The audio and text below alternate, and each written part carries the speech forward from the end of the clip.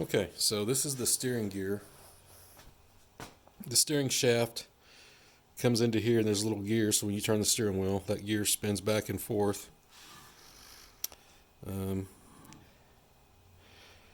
That's actually the way it sits in the tractor if that was the front of the tractor and that was the back. And then this sits on here like this. And as you turn the steering wheel, it turns this gear back and forth, which moves the steering arm back and forth. So the drag link, well, hell, I don't know. Anyway, if you watched when I tore it apart, all this was all sloppy. This would skip. These gears, I mean, so it would, the gears were so loose that, find something. So this is how a gear should fit in there, right? Y'all can see this. One, this thing was, both this bearings and this bearing were so loose that one, the gears would be out here. Then this gear on the steering shaft was so worn out, instead of the gear being in here, it was like right here. I don't know if y'all can see. Let me point this light down here. Instead of being here, it was like right here. And so what would happen under certain situations, instead of the gear meshing in here, it would actually hit and it would point to point and like get jammed. And since there was enough slop in this bearing and these two bearings, these could actually move apart, and you would actually, the steering would jam like this, where it was the gears were point to point, and it would like, the only way to unfreeze it would be to actually turn it back, and it would pop out, and then you could go. Anyway, so replace this sleeve bearing already. It's one of these. They're all the same. And then the next thing is put new ones in here. I hammered them out. I can't remember if I filmed it or not. One thing, these are multi-use, so nothing on this tractor that uses these has it, but you can see they're fitted. They have a provision for a grease fitting, but there's no grease fitting on here anywhere. So what we're gonna do is install these.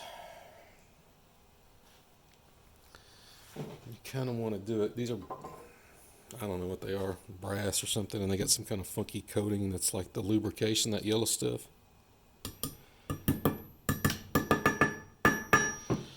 So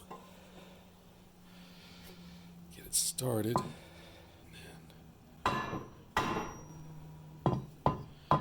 just hammer it.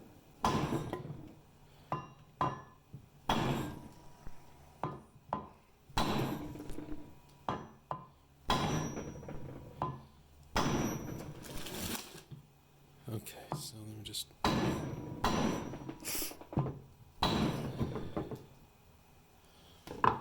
you can see it's going in kind of straightish. All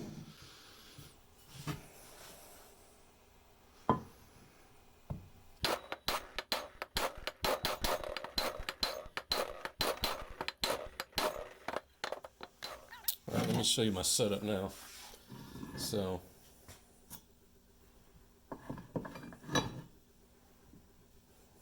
that's just, this is floppy, so I found something that I can wedge under there to kind of hold it. And the issue is I'm trying to get this flush right here. It needs to go all the way in, and the wood's not doing it anymore, and I didn't think about it, and I should have sprayed some WD-40 or something there to help lubricate this as I'm driving it in. And this is when a press would really work, because that's what you're supposed to use. I ain't got one. So what I did is I went and found a socket that'll fit in here, because what I don't want to do is booger up these edges. And then here's the old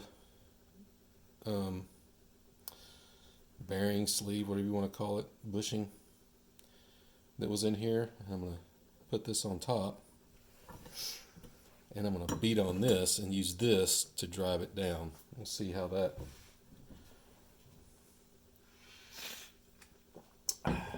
works. works. So.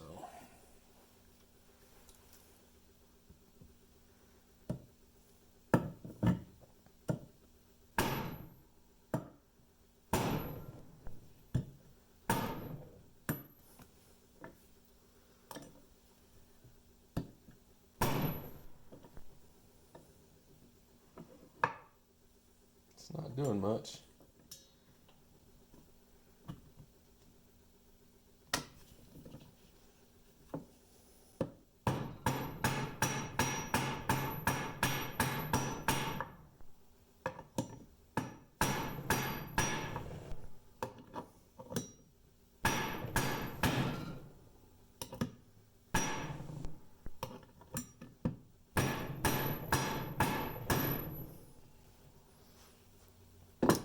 That's not really working. I really want a piece of pipe that would fit over this, but I don't have any.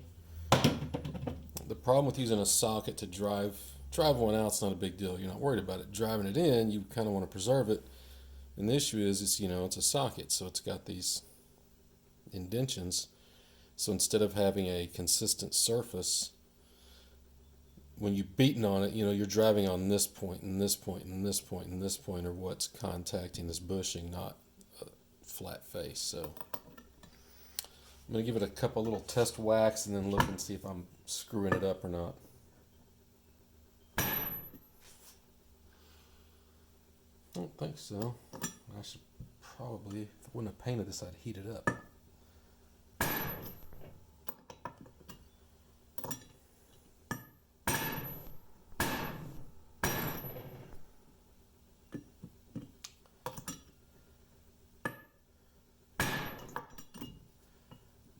I think that may... Yeah, we're going to call that good. So that worked. There's the first one we drove in. We'll drop that down in.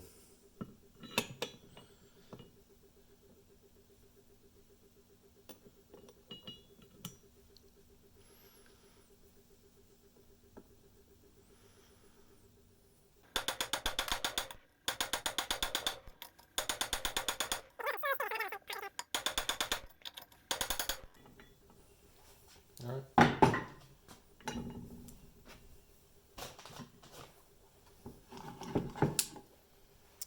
Okay, now that we got the bushings put on, we just throw this back on there. But before we do that, Kubota doesn't recommend or doesn't say anything about it. But I'm going to put some grease on it, and I've got heirloom grease. What I mean, let me see if you can see that. And I call it heirloom grease because if you don't actually have a commercial establishment, like a garage or something, you'll literally probably pass it down to your kids. See those bearings? I don't know if you can see it on that one. Maybe spread this one apart. If I can.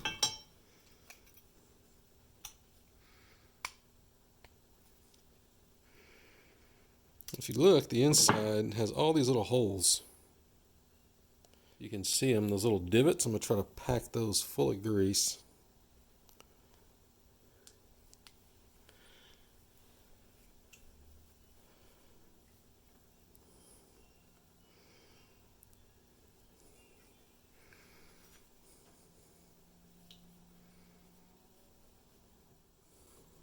And try to pressurize it. There. There we go.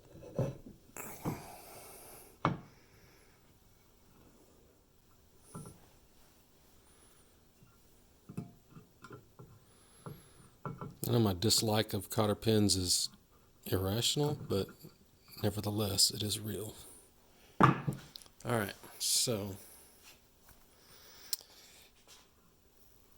it is, man, I wish y'all could feel this is solid. Yeah, there's zero slop. I mean, zero.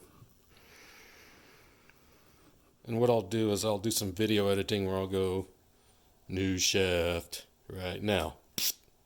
Then you can see how tight that mesh is. All right, y'all saw that. Now we'll do old shaft. Now you can see how that the gear tooth, it's at a weird angle, but the gear tooth can almost come off, right? See how it's like that? One, I am pulling this shaft as hard as I can, so this shaft was rocking this way, but also this was rocking up. Okay, so if you look and you compare the face of this gear right here to the face of this one, you can see right here how much has been worn off. Let me turn it a little bit.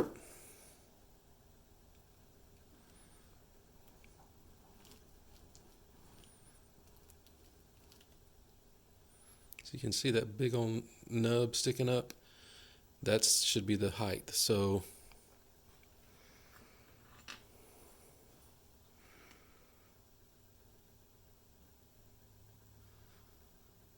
probably half the thickness of this washer. Anyway, that's a lot. So between this becoming rigid and full teeth here and a new bearing or bushing here also, steering should be nice and tight.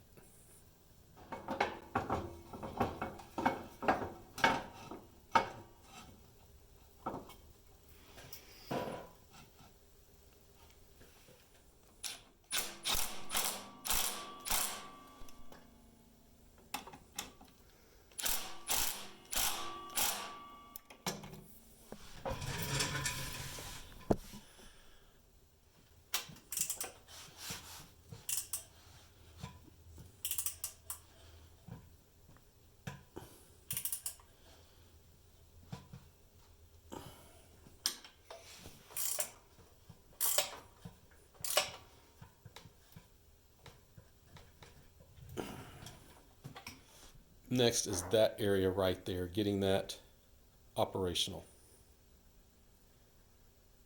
See ya.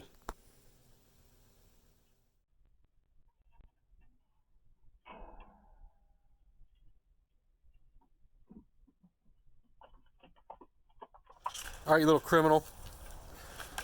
This is it. Don't come back. So, which way do we let him out? This way? That way, yeah. Scare him. Very good.